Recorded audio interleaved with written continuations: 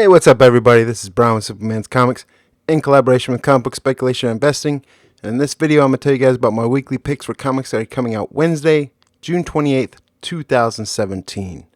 A lot of great comics this week. It's a little bit more involved than the last couple weeks. Either way, but we have some additions here, some great independent comics as well. So let's go ahead and get it started. First up this week, we got a brand new comic from Dark Horse and Bank Shot #1. Marcus King's a modern-day Robin Hood, or is he a terrorist? Maybe both. Marcus comes face-to-face with an adversary who knows all his carefully buried truths. He's forced to become the man he has always pretended to be, and punch a small army of dudes, and blow up stuff. Lots of stuff. Next here we have Action Comics number 982. This is going to be part 4 of the Revenge story arc. General Zod takes command as he leads Cyborg, Superman, Eradicator, Mongol, Blank, and Metallo against Superman, but his real motives are yet to be revealed and may have far graver consequences for Superman than anyone imagines. Fantastic story so far. There's a regular cover for this. There's also a 1-for-1 variant by Mikhail Chanin. Batgirl number 12, Troubled Waters. A terrifying creature is threatening members of the Burnside YMCA, but no one can catch it. It's up to Batgirl to plunge into the unknown depths and risk being zapped out of existence to put an end to the danger. There's a regular cover for this by Dan Mora, but there's also a 1-for-1 variant by Francis Manapul. Flash number 25. This is going to be part 1 to the Running Scared story arc. When Eobard Thawne murdered Barry Allen's mother, he killed a piece of the Flash's past. Now, Reverse Flash is back to kill Barry's future. The Flash's biggest storyline yet begins as he's pushed to his limits and his secrets are laid bare in a chase through time itself. This is also going to be an extra-sized anniversary issue.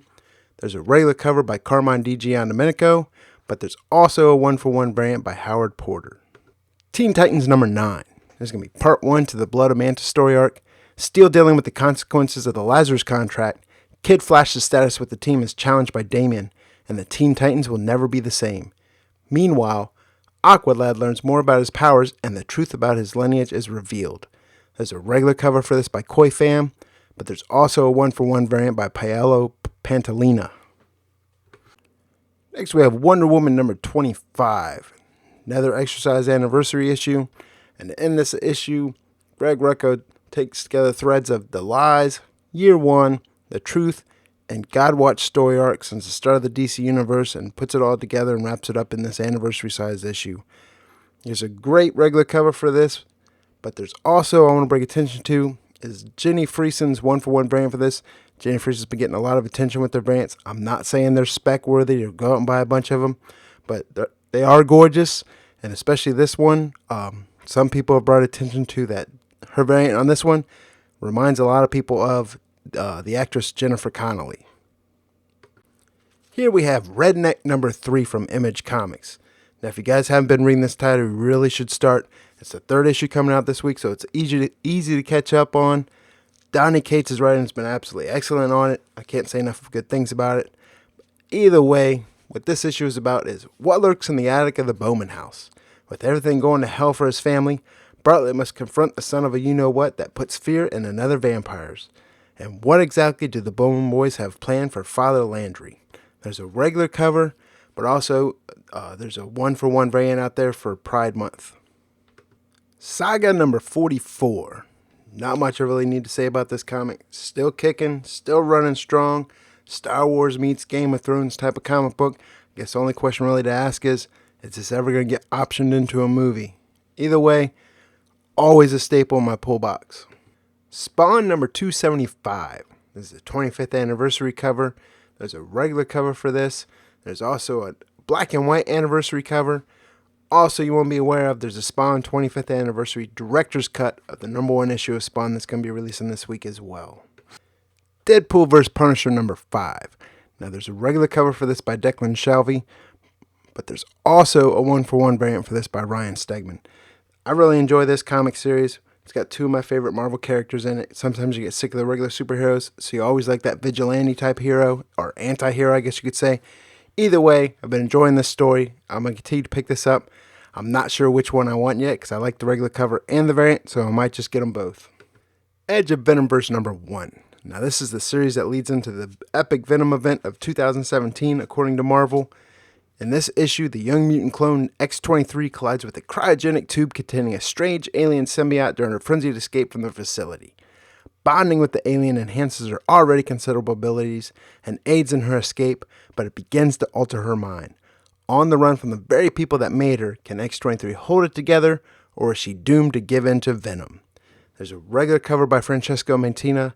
There's also a Ron Lim regular price variant for this. But what I like, what is my pick of the week, is going to be the incentive variant by Francesco Mantina as well. Here we have I Am Groot number 2. I don't really have this in this video for the story that much. Why I do have it is I love the Mary Jane variant for this because it's by Julian Totino Tedesco. And I love Tedesco's works, one of my favorite artists. And I love Spider-Man as well. So I'm going to definitely pick up that variant for it. It is regular priced. There is also an incentive variant for this as well. Secret Empire number 5. There's a power that can either save the world or doom it. Both Steve Rogers and the heroes arrayed against him need this power. But unfortunately for all of them, the key to possessing this power lies in the hands of the unstoppable Ultron. Now this comic's going to ship with 6 different covers, guys. There's a regular Mark Brooks cover, which in my opinion is probably the best cover of all of them. There's an Andrea Sorrentino Hydra Hero variant. There's a Dan Mora Villain variant. There's a John Tyler Christopher action figure cover. There's also an Andrea Sorrentino variant, and as well as an incentive J. Scott Campbell variant. Alright, also coming out this week, we have the True Believers. There's a few True Believers Spider-Man titles, but Spider-Man number 1. Amazing Spider-Man number 1. It's probably the closest I'll get to being able to afford this. It's only going to be $1. Of course, it reprints the first issue of Amazing Spider-Man.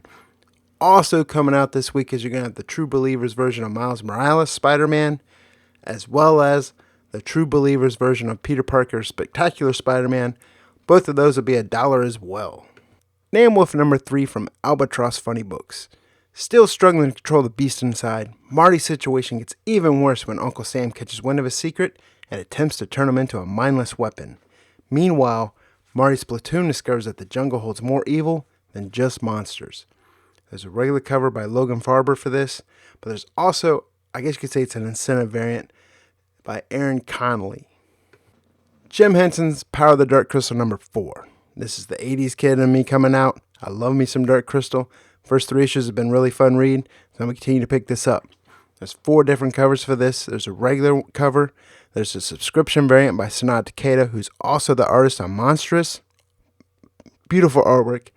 Hey, it's worth picking up. Also, there's a Jay Lee variant cover, but there's an incentive Jay Lee Spot Gloss Virgin variant for this as well. Street Fighter vs. Darkstalkers number 3. As Chun-Li loses one of her allies to the darkness, things look grim for the World Warriors. Meanwhile, Morrigan learns she's not the only succubus in this fight as she comes face to face for the first time with the mischievous Lilith. There's going to be 4 covers to this comic. There's a regular cover. There's a Rob Porter Midnight Bliss variant. There's a Joe Vereen's movie poster variant. There's also an incentive artist variant for this that seems to be sold out at a lot of places online right now. So there you have it, guys. Those are my picks for comics coming out Wednesday, June 28th, 2017. If you feel like there's titles I might have left out, please comment. Let me know what you guys think. Also, if you really enjoyed this video, really appreciate if you click that thumbs up button. Let me know you like it. And what I really even appreciate more, if you haven't already, please click that subscribe button. Subscribe to my channel so you guys catch more videos like this and other videos. But real quick, hey, before I let you guys go, I want to give you guys a nifty little comic collecting tip. Everyone has phones. Everyone has smartphones nowadays. If you have an Android phone, there's an app you're going to want to put on your phone, especially for comic books. It's called Comic Collateral, all right? This Comic Collateral app, what it's going to let you do is going to let you look up recent sales of books. It's going to let you see market trends of books, see how they've been selling over time. Also, it lets you create your own comic portfolio so you can track your comic book investment. I know everyone uses GPA, everyone uses eBay, everyone uses all these other resources. Well, this is one centralized resource you can put on your phone, have it there. If there's a book you want to buy, you can pull it up, you can look at it and see how it's been selling over time so you know whether it's a good price that you're looking at to buy. Or if you want to hold on to something, you want to sell it later because you say, hey, this is trending up wise, and you think the market's going to keep trending up.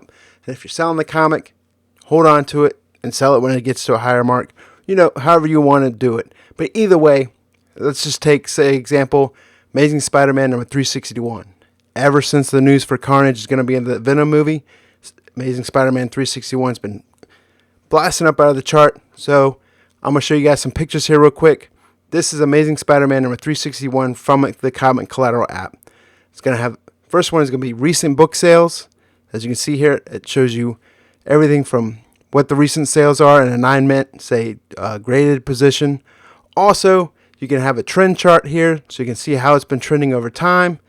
And if you don't like that, boom, there's a bar chart for you.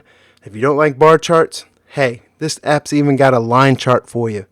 Everything you need in one app to track your comic investment or to see what a book is selling at and whether it's a good price to buy in or not. So there it is. That's my tip for you guys. Hey, this has been Brian with Simple Man's Comics in collaboration with Comic Book Speculation Investing, and I'll catch you guys next week.